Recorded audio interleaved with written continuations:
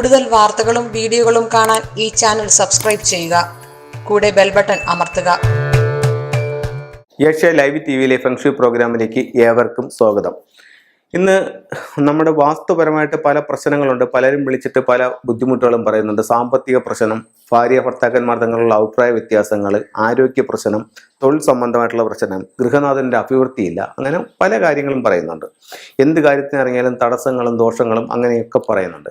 ഇപ്പം നമ്മുടെ ടോയ്ലറ്റുകൾ നമ്മൾ നോക്കിയും കണ്ട് ചെയ്തില്ലെന്നുണ്ടെങ്കിൽ ഇത്തരം പ്രശ്നങ്ങൾ വളരെയധികം വർദ്ധിക്കാനുള്ള സാധ്യത വളരെ കൂടുതലാണ്. അതായത് ഒരു ദിക്ക് മലിനപ്പെട്ടു പോകാനായിട്ട് ഉള്ള കാരണങ്ങളിൽ ഒന്ന് ടോയ്ലറ്റാണ്. അപ്പോൾ ആ ടോയ്ലറ്റ് ഏത് ദിക്കിൽ വരുന്നു ആ ദിക്കിൽ അതിൻ്റെ സൗഭാഗ്യം നമുക്ക് കുറഞ്ഞു പോകും, അല്ലെങ്കിൽ നഷ്ടപ്പെട്ടു പോകും.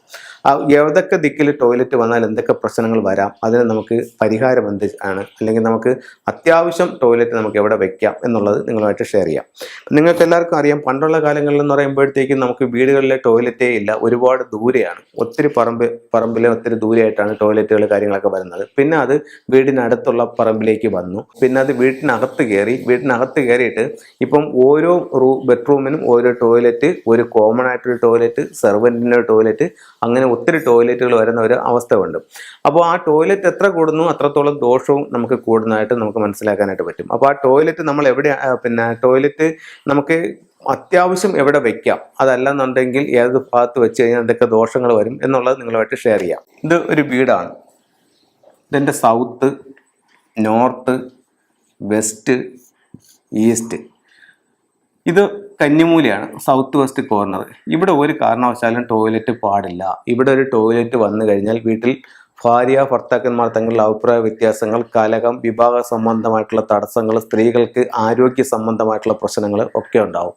അപ്പോൾ കന്നിമൂലയിൽ ടോയ്ലറ്റ് പാടില്ല. അടുത്തത് പടിഞ്ഞാറ് പറയുന്ന സൗഭാഗ്യം എന്ന് പറയുന്നത് കുട്ടികളുടെ കലാപരമായിട്ടുള്ള വാസനകൾ, കഴിവുകളാണ് പടിഞ്ഞാറ് പറയുന്നത്. അപ്പം നമുക്ക് വേണമെങ്കിൽ പടിഞ്ഞാറ് ഭാഗത്ത് ഒരു ടോയ്ലറ്റ് കൊടുക്കാം. പടിഞ്ഞാറ് ഭാഗത്ത് ടോയ്ലറ്റ് കൊടുക്കുമ്പോൾ ശ്രദ്ധിക്കേണ്ട കാര്യം എന്ന് പറയുന്നത്, കിഴക്കോട്ട് ദർശനമുള്ള വീടാണെങ്കിൽ ബ്രഹ്മസൂത്രം അതിനകത്തൂടെ കടന്നു പോകാതെ കൊടുക്കുന്നത് നല്ലതായിരിക്കും. അടുത്തത് നമുക്ക് തെക്ക് വശം. തെക്കെന്ന് പറയുന്ന പേര്, പ്രശസ്തി, അംഗീകാരമാണ്. അത് എല്ലാവർക്കും ഒരുപക്ഷെ അത്യാവശ്യമാണെന്നിരിക്കില്ല. അങ്ങനെയാണെന്നുണ്ടെങ്കിൽ നമുക്ക് തെക്ക് വശത്ത് ഇത് ഒരെണ്ണം കൊടുക്കാവുന്നത് നല്ലതാണ്. അപ്പോൾ വേണമെങ്കിൽ തെക്കും കൊടുക്കാം. ഇവിടെ വീട്ടിനകത്ത് ടോയ്ലറ്റ് വന്നാലേ വീടിൻ്റെ വാസ്തു തെറ്റി.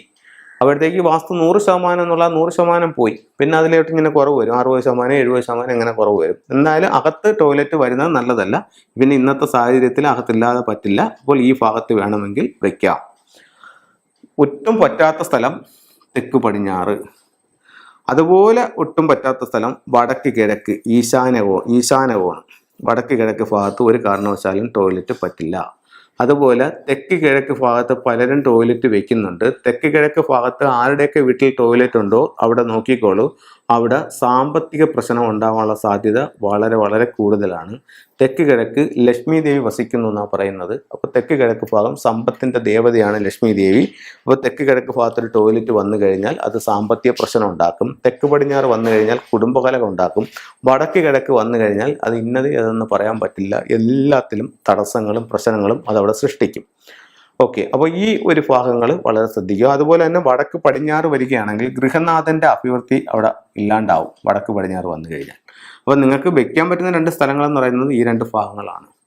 അപ്പം ഇത്തരം കാര്യങ്ങളൊന്നും ശ്രദ്ധിക്കുക. ഇതുപോലെ തന്നെയാണ് വീടിൻ്റെ പുറത്തും. ഇപ്പം അവർ പറഞ്ഞു, പിന്നെ നിങ്ങൾക്ക് ഒരു വ്യക്തിക്ക് തൊഴിൽ സംബന്ധമായിട്ട് തടസ്സങ്ങൾ നിൽക്കുകയാണ്. അപ്പോൾ നിങ്ങൾക്ക് വീടിൻ്റെ വടക്ക് ഭാഗത്ത് ടോയ്ലറ്റ് ഉണ്ടോ? ഇല്ല, വീടിൻ്റെ വടക്ക് ടോയ്ലറ്റ് ഇല്ല. വീടിൻ്റെ പുറത്ത് വടക്ക് ടോയ്ലറ്റ് ഉണ്ടോ? ആ വീടിൻ്റെ പുറത്ത് വടക്ക് ഭാഗത്തൊരു ടോയ്ലറ്റ് നിൽപ്പുണ്ടോ? അപ്പോൾ വീടിൻ്റെ പുറത്ത് വടക്ക് വന്നാലും അത് അവരെ ബാധിക്കും. അപ്പം വീടിൻ്റെ പുറത്തായാലും വീടിനകത്തായാലും എവിടെ ടോയ്ലറ്റ് വെക്കുന്നോ അവിടെ അതിൻ്റെ ബുദ്ധിമുട്ടുകൾ ഉണ്ടാവും.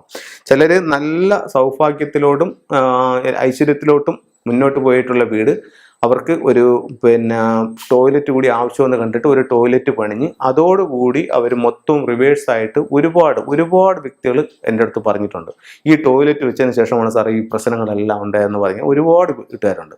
അപ്പോൾ അത്തരത്തിലുള്ള പ്രശ്നങ്ങളുണ്ട്. അപ്പോൾ നിങ്ങൾ എപ്പോഴും ടോയ്ലറ്റ് ചെയ്യുമ്പോൾ വളരെ ശ്രദ്ധിച്ച് ചെയ്യണം. ഇനി ഇതിൽ എടുത്തു പറയേണ്ട മറ്റൊരു കാര്യം, ഇത് നിങ്ങളിപ്പോൾ സ്ക്വയറോ റെക്ടാങ്കിൾ ഷേപ്പിലോ ചെയ്തിരിക്കുന്ന വീടാണ്. ഇപ്പം നിങ്ങൾക്കൊരു ടോയ്ലറ്റ് പണിഞ്ഞു. നിങ്ങളൊരു ടോയ്ലറ്റ് പണിഞ്ഞപ്പോഴത്തേക്ക് നിങ്ങൾ പടിഞ്ഞാറ് വശത്താണ് ഈ ടോയ്ലറ്റ് പണിഞ്ഞത്. വീടിൻ്റെ പുറത്തോട്ട് തള്ളി വീടിനകത്തു നിന്ന് കയറുന്ന രീതിയിൽ പണിഞ്ഞു. അപ്പോൾ പടിഞ്ഞാറ് വശത്ത് ഒരു ടോയ്ലറ്റ് പണിഞ്ഞു. അപ്പോൾ ഒരു പടിഞ്ഞാറ് വശത്ത് ഒരു ടോയ്ലറ്റ് പണിഞ്ഞപ്പോൾ എൻ്റെ ജീവിതത്തിൽ ഇത്രയും പ്രശ്നം എങ്ങനെ വന്നെന്ന് ചോദിക്കുന്ന ആൾക്കാരുണ്ട്. അത് ഞാൻ പറഞ്ഞുതരാം. ഈ പടിഞ്ഞാറ് ഒരു ടോയ്ലറ്റ് വന്നപ്പോൾ പടിഞ്ഞാറ് ഭാഗത്തെ സൗഭാഗ്യം പോയി. കാരണം ടോയ്ലറ്റ് എവിടെ വന്നാലും അവിടുത്തെ ഒരു സൗഭാഗ്യം പോകും. പടിഞ്ഞാറ് ഒരു ടോയ്ലറ്റ് വന്നപ്പോൾ ഈ ഇത്രയും ഭാഗം അവർക്ക് മിസ്സിങ് ആയി. അതായത് ഏത് ഭാഗമാണ് മിസ്സിങ് ആയേക്കുന്നത്? തെക്ക് പടിഞ്ഞാറ് ഭാഗം മിസ്സിങ് ആയി. തെക്ക് പടിഞ്ഞാറ് ഭാഗം മിസ്സിങ് ആകുമ്പോഴത്തേക്ക് ദാമ്പത്യ കലഹം. അതേപോലെ വടക്ക് പടിഞ്ഞാറും അവർക്ക് മിസ്സിങ് ആയി. ഇത് തള്ളി നിന്നപ്പോൾ സ്ക്വയറോ റെക്റ്റാങ്കിൾ ഷേപ്പിൽ എടുക്കുമ്പോൾ ഈ രണ്ട് ഭാഗങ്ങളും അവർക്ക് മിസ്സിങ് ആയി. ഇത് ഗൃഹനാഥൻ ക്ഷയിപ്പിക്കുന്ന ഒരവസ്ഥയുണ്ടായി. പോരെ, ഒറ്റ ടോയ്ലറ്റിൽ 3 ദിക്കുകൾ നഷ്ടപ്പെട്ടു, അല്ലെങ്കിൽ 3 ദിക്കുകളുടെ സൗഭാഗ്യങ്ങൾ പോയി. അപ്പോൾ എപ്പോഴും നമ്മൾ എന്ത് ചെയ്താലും വളരെ ശ്രദ്ധിച്ച് നോക്കിയെങ്കിലും ചെയ്യുക. അതിൻ്റെതായിട്ടുള്ള നല്ലൊരു കൺസൾട്ടനെ കാണിച്ചുകൊണ്ട് ചെയ്യുക. ഉറപ്പായിട്ടും ആ ഒരു പ്രശ്നങ്ങളെല്ലാം മാറി നല്ലൊരു വാസ്തു കറക്ഷനിലൂടെ മുന്നോട്ട് പോകാനായിട്ട് നിങ്ങളെ ഈശ്വരൻ അനുഗ്രഹിക്കട്ടെ എന്ന് പ്രാർത്ഥിച്ചുകൊണ്ട് നിർത്തുന്നു. നന്ദി, നമസ്കാരം.